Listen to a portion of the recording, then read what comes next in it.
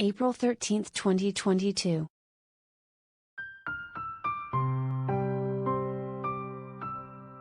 Lviv, the war effort is everywhere in Lviv.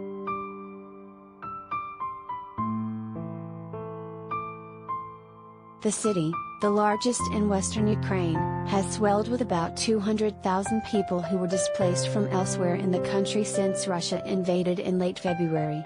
Some of its schools and theaters were transformed into shelters to hold the new residents.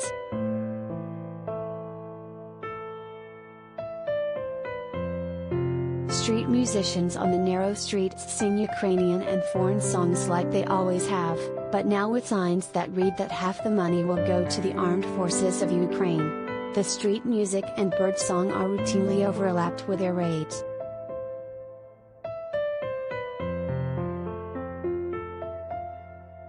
The city was miraculously spared during the Second World War, but it has been subject to air shelling twice so far.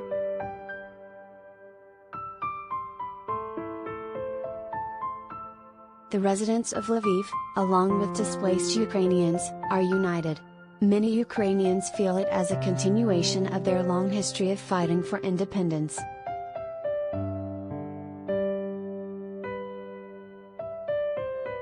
Hundreds of thousands of Ukrainians have arrived from abroad to help their country and join the armed forces. The number of volunteers already exceeds the current capacity to train and equip them. So mostly those with previous military experience are being called into service, and others are put on a reserve list. Men and women, young and old, right and left, people of every background and profession are fighting shoulder to shoulder.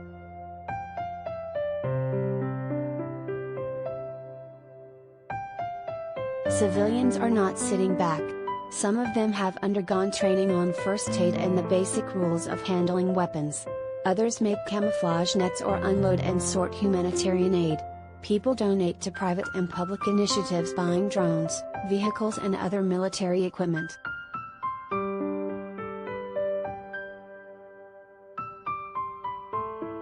Volunteers prepare trucks to be sent east to areas directly affected by the warfare. The volunteers come from a slew of professions: managers, IT specialists, university professors and more, all gathered to process the boxes of foreign aid sent by the Ukrainian diaspora and other supporters abroad.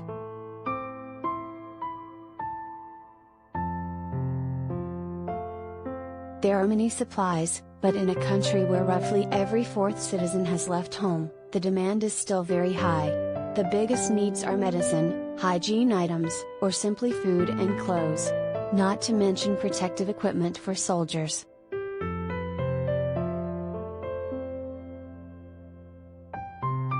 One displaced woman, Aid, was celebrating her birthday. Aid, 48, is of Azerbaijani heritage but has lived in Ukraine since she was 13. She has been forced from her home twice due to Russian aggression.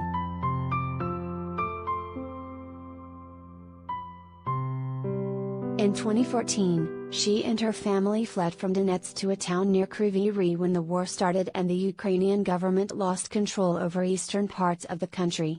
She was working in a local hospital there serving the food to the patients. Aid's daughter was killed in a shelling in 2014, and her son was abducted by Russian proxies to fight against Ukraine. Aid says he never talked about what he experienced there after he refused to fight against his own country.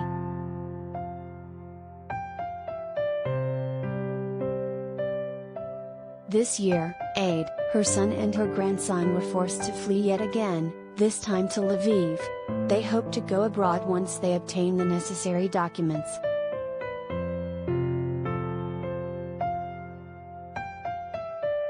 Like every war, this one brings casualties.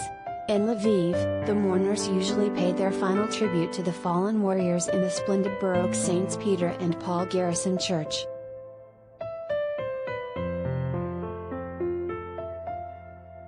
The number of military and civilians who died in this unprovoked war is yet unknown. The latest civilian casualty estimate from the United Nations is 4,521, though the actual number is likely higher.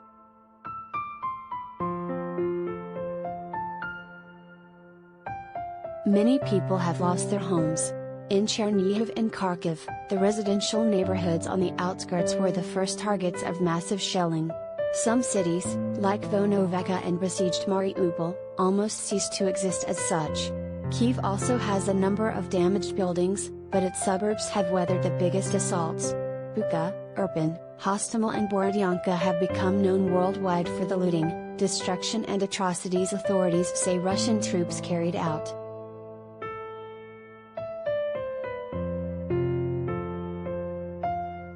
For millions of Ukrainians, the world was shattered. Now they are making every effort to win this war and reinstate peace.